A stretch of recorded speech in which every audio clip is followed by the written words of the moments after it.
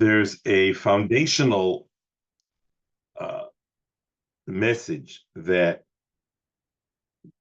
the Ramchal speaks about in Derech Hashem, but it is something that is generally known that each person has a challenge that is unique to that person.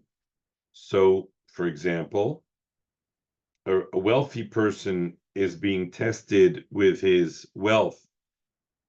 Will he become haughty and indifferent, or will he be compassionate and helpful? The poor person, is being tested with his poverty as to whether he will be grateful for what he does have and thank Hashem, or he'll become bitter. So everyone has, it's really a basic foundation in the Torah that each person has a test that is unique to that person. So the person's nature is being tested by the events that are unfolding in his life. But the same is true regarding events that he hears about, events that he's exposed to. For example, if a person hears about something that happened in the past, whether it happened to him or it happened to others, it's a unique test for that person. It's a bitachon test for that person, where he'll either lapse into one familiar way of responding to that event, or he'll transcend and he'll respond to that event in a way that rises above his usual response. So if you're listening to the news, or you hear about a threat made to the Jewish people, so that information is now a nisayon based on where you are holding in your bitachon. That means that there's no two people who are hearing the news the same way. Each one is being tested by that news as to whether that is bringing them, it's going to let them, let's say the person is naturally anxious. So a person who's naturally anxious needs to put in extra homework in order to strengthen their dveikus b'Hashem through bitachon. A person who is fearless has to use that news to subjugate themselves to the Ratzon Hashem. So those are just two opposite extremes of relating to the same event. It's the same piece of news, which is either, for this person, it's a challenge to build their bitachon and not to lapse into their fears and anxieties. And for this person, it's a nisayon not to go into this person's natural bravado, tough guy, I can handle everything, and that's his distance from HaKadosh Baruch Hu. So his his avoda in hearing that piece of information, that somebody is threatening the Jewish people, so his avoda is the avoda of hachna'ah, of humbling himself, so that he has more dveikus b'Hashem, where the other person is hearing exactly the same piece of information, and his avoda is to increase his bitachon, so that he doesn't lapse into his familiar anxiety. That means that every person is being tested at every moment by that which they are exposed to. So that is a universal system where the concept of a nisayon is absolutely has a person's name on it. It has the person's name on it. That means that it's where he's holding at this moment. It's not where he's holding in general. It's where he's holding at this moment. So that is a message associated with hashgacha pratis. So just like a certain amount of wealth or a certain amount of poverty will affect each person uniquely, so too a piece of news, a piece of information will affect each person differently. So that foundation, we need to remember that foundation is something that people tend to assume that they can take liberties with. There's a notion that a person is not allowed to expose themselves to a nisayon. The Gemara learns it from David HaMelech. A person is not allowed to expose himself to a nisayon. That means that a person needs to know where he or she is holding before they expose themselves to more news. They need to know that they'll be able to use the news to enhance their relationship with HaKadosh Baruch Hu. You're not allowed to play games with your relationship with HaKadosh Baruch Hu. There's enough things that are thrown your way that you have to deal with, that's part of what Hashem is sending your way. But a person cannot say, I'm going to expose myself unnecessarily to something that I'm not sure I'm going to be able to handle and use it to increase my dveikus b'Hashem, and I'll take my chances. I'll do the best I can. So the Gemara tells us that is a very bad spiritual policy. That is flagrant violation. You don't play games with your spiritual essence and your relationship with Hashem. Don't take on challenges that hopefully I'll be okay. Hopefully it'll be all right. After all, everybody's listening to the news. Like, hopefully I'll be all right also. Like, hello? We're talking about eternity here. We're talking about your relationship with Hashem, on an eternal relationship with Hashem. That's not something you can play games with.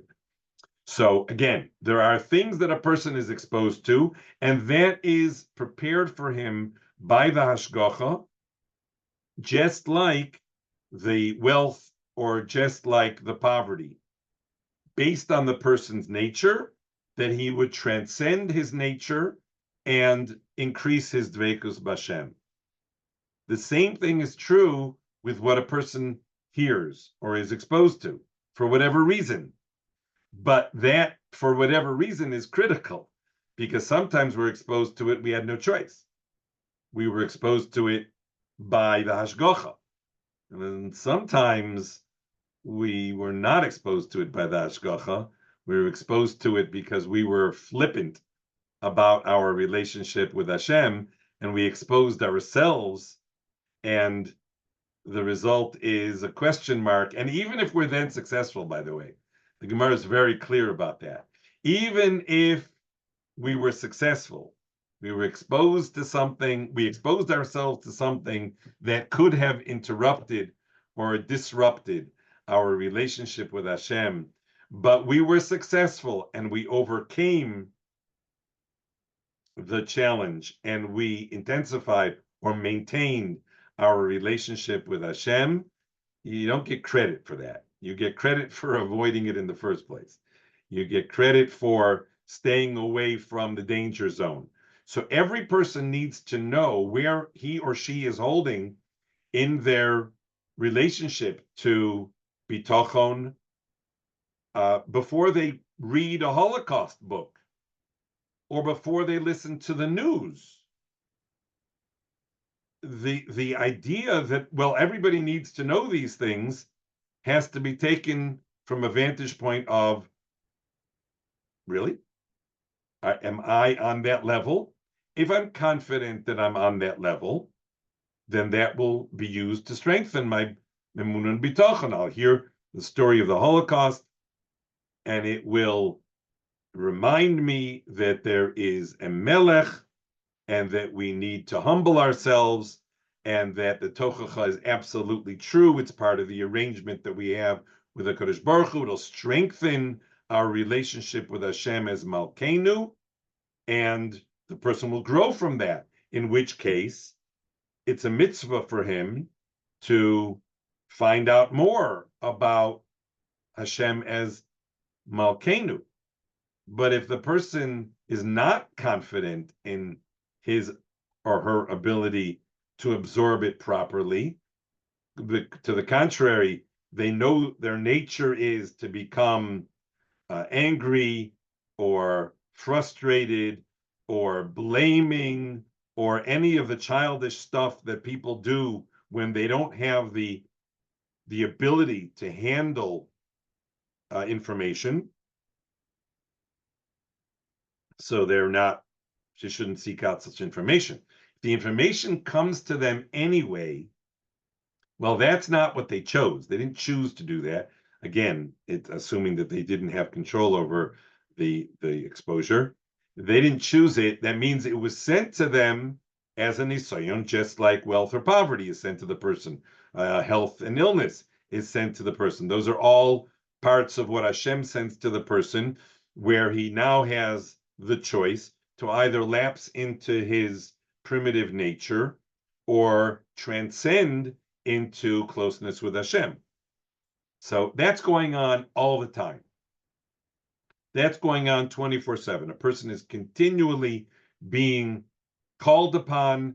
There's a message, and the meaning of each of the moments of a person's life is there to help the person either strengthen their relationship with Avinu or with Malkeinu. So if something good happens, that's the challenge. If a person will either become haughty and, well, I can handle anything, or the person will use the fact that something good happened to intensify his relationship and his intimacy with HaKadosh Baruch Hu as Avinu.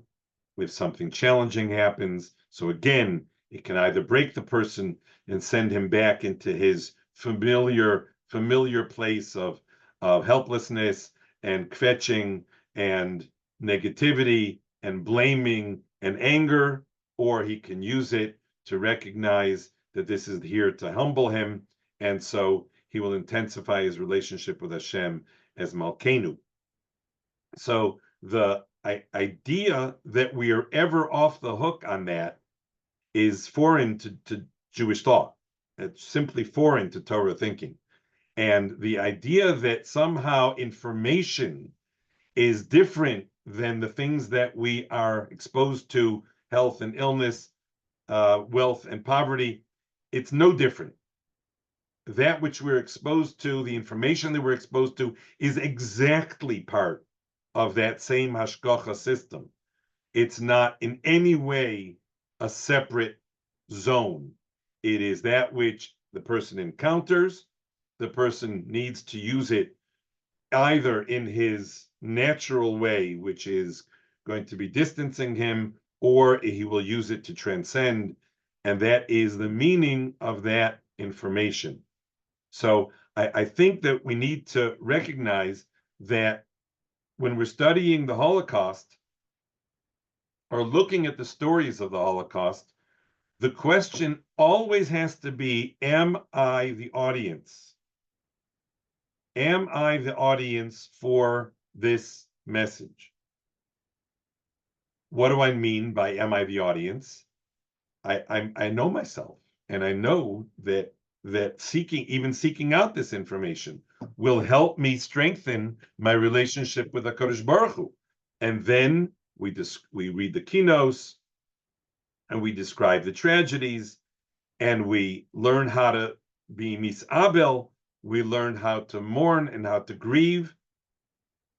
I said to some people the other day, Jews seem to have lost the ability to know how to be sad. They lost it. They don't know how to be sad anymore. It's anger and blaming and strategizing and like, what happened to being sad? Where did it go? It's like a lost art.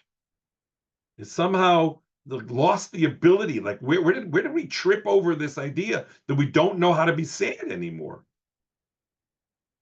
No, it becomes overwhelming, and the grief and the anger and the blaming and the strategizing and the chewing it over. And what happened to the ability to be sad? And the flip side is that most people don't know how to be grateful. They just don't know how to be grateful. There's no container. They don't know how to be grateful. There's a famous story that somebody was very harsh or insulting to the Chassam Sofer. And the Chassam Sofer said to the person who was with him, strange, I don't remember having done this person a favor. I don't remember having done this person a favor. If I had done him a favor, so I understand why he's insulting me, because he can't deal with his gratitude. So I get it. But I don't remember ever having done this person a favor. So the idea that we need to know how to be grateful, we need to know how to be sad, and there are things that we are exposed to that require that we be grateful and that require that we be sad. Those are not skills that we can say, well, I don't do sad. But it's something that you're meant to be exposed to. It's not something that you chose. Chazal instituted a period of time where we're supposed to know how to be sad. So this was the message that I wanted to just share tonight, that we should just remember that the idea of a nisayon, which is constant, includes that which we are exposed to or which we choose to expose ourselves to that we hear with that will either help us strengthen our relationship with Hashem or will cause the opposite. And that is part of the ongoing system of hashgacha pratis that a person has throughout their day, throughout their life, throughout their time, and that is set in stone.